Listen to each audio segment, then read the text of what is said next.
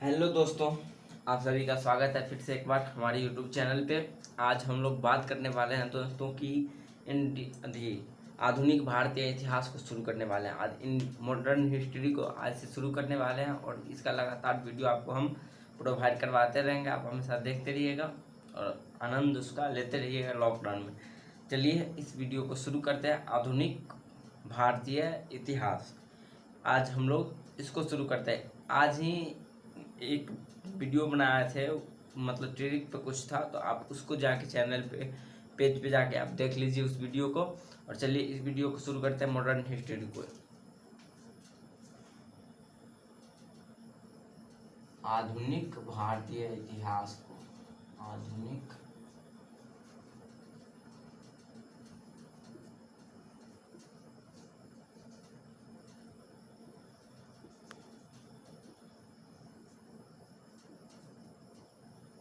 आधुनिक भारतीय इतिहास की बात कीजिएगा तो आधुनिक भारतीय इतिहास में हमको क्या क्या पढ़ने का जरूरत पड़ता है।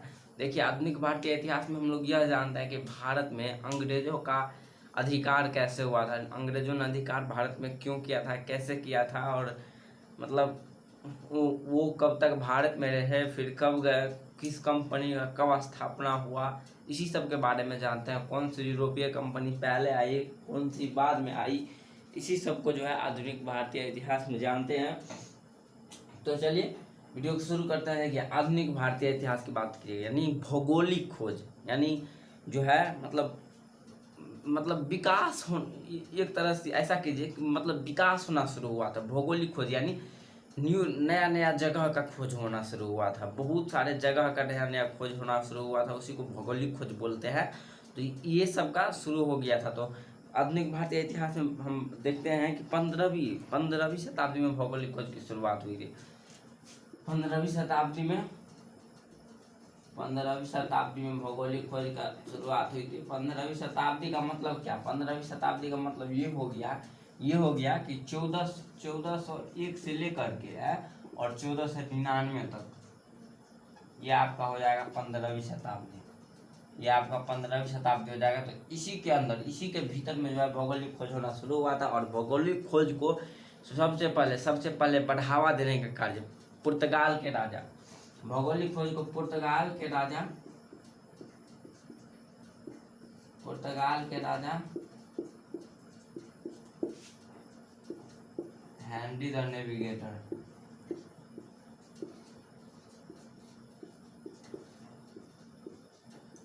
हेनरी द नेविगेटर, एवं स्पेन की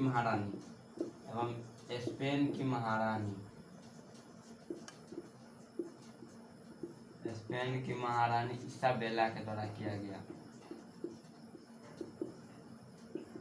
इसाबेला के द्वारा किया गया। देखिए, भौगोलिक खोज को बढ़ावा देने का कार्य पुर्तगाल के राजा हेनरी द नेविगेटर और स्पेन की महारानी इसाबेला के द्वारा किया गया।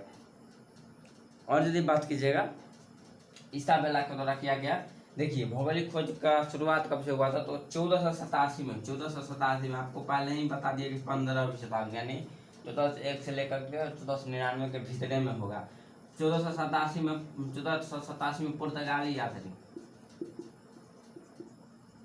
पुर्तगाली यात्री बार्थोलोमियो डियाज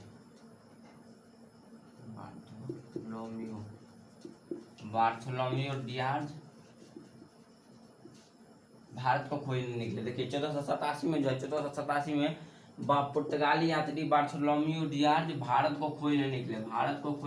वो भारत को खोजने जब निकले तो ये अटलांटिक महासागर होते हुए अफ्रीका महादेश के दक्षिणी तट पे पहुंचे। कि अटलांटिक महासागर होते हुए अफ्रीका महादेश के दक्षिणी तट पर पहुंचे और उस तट को बार्थोलोमियो डियाज ने केप ऑफ गुड ऑफ कहकर पुकारा। केप ऑफ गुड ऑफ यानी आशा आंतरिक द्वीप,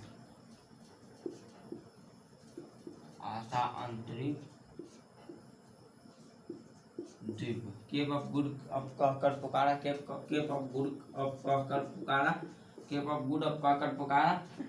कालांतर में चल के, यानी कालांतर मतलब आगे चल करके जो है 1492 में आपको जो है स्पेन स्पेन यात्री, इसने केप ऑफ गुड का खोज कर डाला, इनसे आगे इन्होंने नहीं जा पाया। उसके बाद कालांतर में यानी आगे चल करके 1492 में स्पेन यात्री कोलंबस भारत को खोजने निकले। पहले तो बार्थोलोम्यू डियाज खोजने निकले, लेकिन वे अफ्रीका महादेश के दक्षिणी तट पर रुक गए और उसी को इन्होंने केप ऑफ गुड ऑफ कहकर पुकारा। उसके बाद आगे चल करके कालांतर में जो है स्पेन यात्री कोलंबस भारत को खोजने निकले।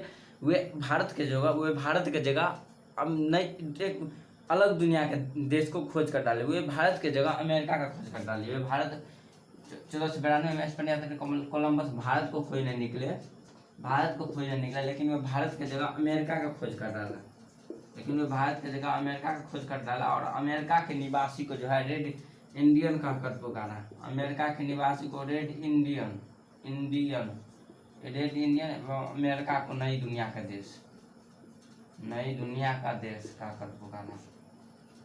देखिए 1492 में जो है स्पेन यात्री कोलंबस भारत को खोजने निकले, लेकिन वे भारत के जगह जो है अमेरिका का खोज कर डाले, यानी भारत के जगह अमेरिका का खोज कर डाले। और उस अमेरिका को कोलंबस ने नई दुनिया का देश कहकर पुकारा। और अमेरिका के निवासी को जो है रेड इंडियन कहकर पुकारा। रेड इंडियन, आप देखते होंगे अमेरिका के निवासी मतलब थोड़ा सा रेड रहते हैं, तो उसे रेड इंडियन कहकर पुकारा। इसके बाद आगे देखिएगा, इसके बाद कालांतर में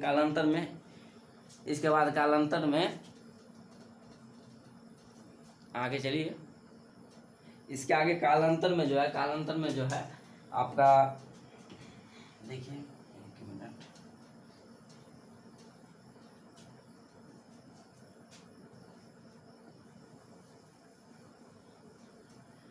इसके बाद देखिए, बाद में आगे चल करके जो है 1498 में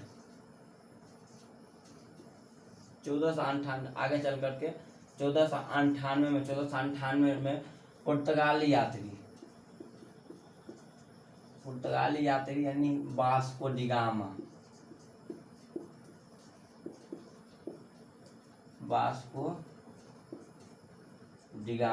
देखिए आगे चल गए 1492 में तो स्पेन यात्री अमेरिका तक ही रह गए। उसके बाद जो है 1498 में 1 मिनट,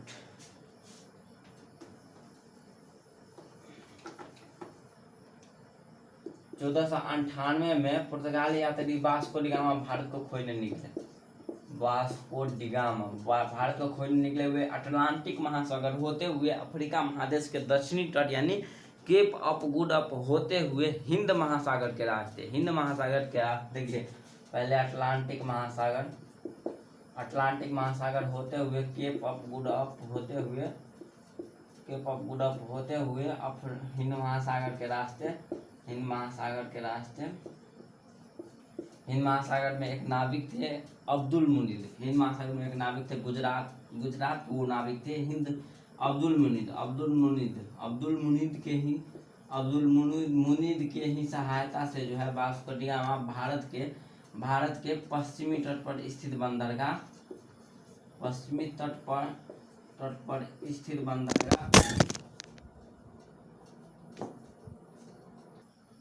वास्को डिगामा जो है भारत के पश्चिमी तट पर स्थित बंदरगाह कालीकट पहुंचे। पश्चिमी तट पर स्थित बंदरगाह कालीकट पहुंचे। देखिए वास्को डिगामा 1498 ईस्वी में भारत को खोजने हुए अटलांटिक महासागर होकर केप ऑफ अफ्रीका महादेश के दक्षिणी तट का खोज किसने किया था? तो बार्थोलोम्यू डियाज ने किया था। तो उस केप ऑफ गुड ऑफ होते हुए हिंद महासागर के रास्ते अब्दुल मुनीद यानी गुजराती पथ प्रदर्शक अब्दुल मुनीद की सहायता से भारत के पश्चिमी तट पर पहुंचे। इस प्रकार हम कह सकते हैं कि भारत के लिए एक समुद्री मार्ग का खोज किसके द्वारा किया गया? तो वास्को डिगामा के द्वारा किया गया। भारत का समुद्री मार्ग का खोज वास्को डिगामा के द्वारा किया गया। किसके द्वारा किया गया? तो वास्को डिगामा के द्वारा किया गया। और बात कीजिएगा तो वास्को डिगामा जब वहाँ पर पहुंचे तो कालीकट के राजा जमोरीन, कालीकट के राजा कौन हुआ करते थे उस समय? जमोरीन। कालीकट के राजा जमोरीन ने वास्को डिगामा का भव्य स्वागत किया और वास्को डिगामा कुछ दिन भारत में रुके। वास्को डी गामा कुछ दिन भारत में रुके, घूमे फिरे। वो जब यहाँ से जाने लगे, वास्को डी गामा जब भारत से लौटने लगे अपने देश, तो इन्होंने जो है कुछ मसालों को अपने साथ ले लिए। और जब उस मसालों को जब अपने देश में जाकर बेचा गया, तो उस मसालों से उसको 60 गुना अधिक मुनाफा हुआ। 60 गुना अधिक, मतलब भारत से जो मसाला यहाँ से ले गया था, उसको यदि अपने यूरोपीय बाजार में बेचा गया तो उसे 60 गुना अधिक मुनाफा हुआ। यह बात यूरोपीय बाजार में पूरी आग की तरह फैल गई कि भारत से लाया गया मसाला यूरोपीय बाजार में 60 गुना अधिक भाव में बिकता है। इसी संदर्भ में जो है बहुत सारे कंपनी का भारत में आगमन हुआ। इसी संदर्भ में कई सारे कंपनी की स्थापना हुई। तो चलिए उस कौन कौन सी कंपनी की स्थापना हुई उसको देखते हैं। पहले आप जितना बोर्ड पर लिखे हुआ है आपको बता देते हैं कौन कौन इम्पोर्टेंट है। देखिए, भौगोलिक खोज की शुरुआत कब हुई थी? तब 15वीं शताब्दी में हुई थी। और भौगोलिक 15वीं शताब्दी किसको बोलते हैं? तो 1401 से 1499 तक के बीच के समय को जो है 15वीं शताब्दी होगा। भौगोलिक खोज का बढ़ावा देने का कार्य कीजिएगा, तो कार्य किसने किया? तो पुर्तगाल के राजा हेनरी द नेविगेटर और स्पेन की महारानी इसाबेला के द्वारा किया गया, ये पूछा जाता है। उसके बाद बात कीजिएगा, जैसे पूछा जाता है कि केप ऑफ गुड अप कि अफ्रीका महादेश के दक्षिणी तट केप ऑफ गुड अप की खोज किसने किया? तो 1487 में पुर्तगाली यात्री बार्थोलोम्यू डियार्ज ने केप ऑफ गुड अप की खोज किया था। केप ऑफ गुड अप की खोज किसने किया? जिसको बोलते हैं आशा अंतरिक्ष द्वीप के का खोज किसने किया? तो बार्थोलोम्यू डियार्ज ने किया। उसके बाद पूछा जाता है कि अमेरिका का खोज किसने किया? तो कोलंबस ने किया। अमेरिका का खोज किसने किया? तो कोलंबस ने 1492 ईस्वी में अमेरिका का खोज कोलंबस ने किया। और अमेरिका के निवासी को क्या कहा जाता है? तो अमेरिका के निवासी को रेड इंडियन कहा जाता है। और अमेरिका को नई दुनिया का देश कहा जाता है। इसके बाद आपसे पूछा जाता है कि भारत का खोज किसने किया? तो भारत का खोज आपको वास्को डी गामा ने किया। पुर्तगाली यात्री ही थे, वास्को डी गामा ने किया। 1498 में भारत का खोज वास्को डी गामा के द्वारा किया गया। अब चलिए आगे देखते हैं कि कौन कौन सी कंपनी का कैसे कैसे स्थापना हुआ उसको हम लोग अब देखते हैं। चलिए तो फटाक से उसको देख लेते हैं। देखिए, भारत में जो है कौन कौन सी कंपनी का स्थापना हुआ उसको हम लोग ट्रिक आपको एक बता देंगे, बहुत ईजी तरीका से आप उसको याद कर सकते हैं। देखिए, भारत में यूरोपीय कंपनी का आगमन। देखिए, मॉडर्न हिस्ट्री से आप बात कीजिएगा तो बहुत ज़्यादा क्वेश्चन पूछा जाता है वनडे एग्जामिनेशन में, बहुत बार मतलब क्वेश्चन इससे आपको देखने को मिलेगा। और सबसे ज़्यादा आपको जो प्राचीन इतिहास से बहुत कम पूछा जाता है, पर इससे जो है बहुत ज़्यादा क्वेश्चन पूछा जाता है। तो इसको आपको पढ़ना जरूरी है। आप लगातार वीडियो देखते रहिएगा, लगातार वीडियो डालते रहेंगे। देखिए, अब देखते हैं कैसे कैसे कंपनी का स्थापना हुआ। तो उसका ट्रिक है आपका, देखिए, PURE pure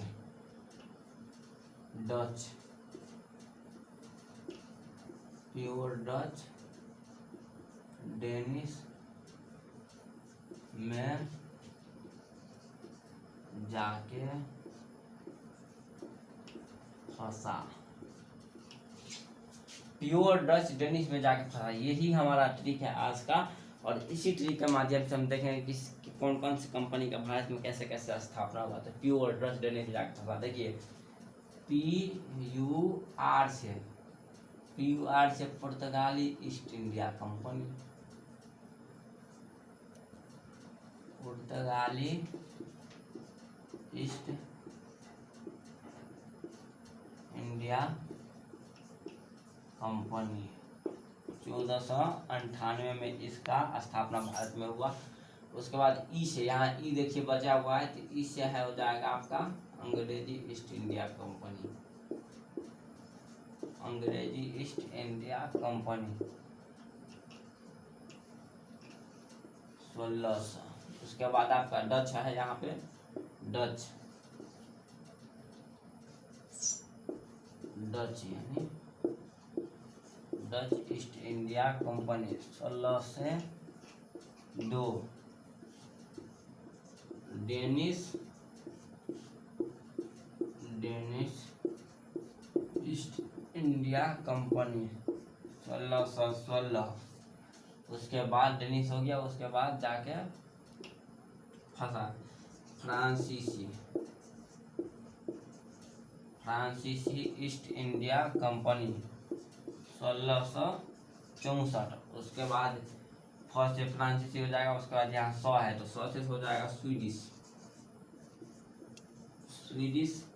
east India company, ये हो जाएगा 1731। चलिए देख लीजिए कितना इजी है, आपको बहुत आसानी तरीका से याद हो जाएगा। पहले आपको क्या करना है, इसको लिखना है, ठीक है। उसके बाद आपको क्या करना है, ये ट्रिक आपको 1 से 2 बार आपको लिखना है। 1 से 2 बार आपको 2 दिन तक देखते रहना है, कभी कभी देख लेना है।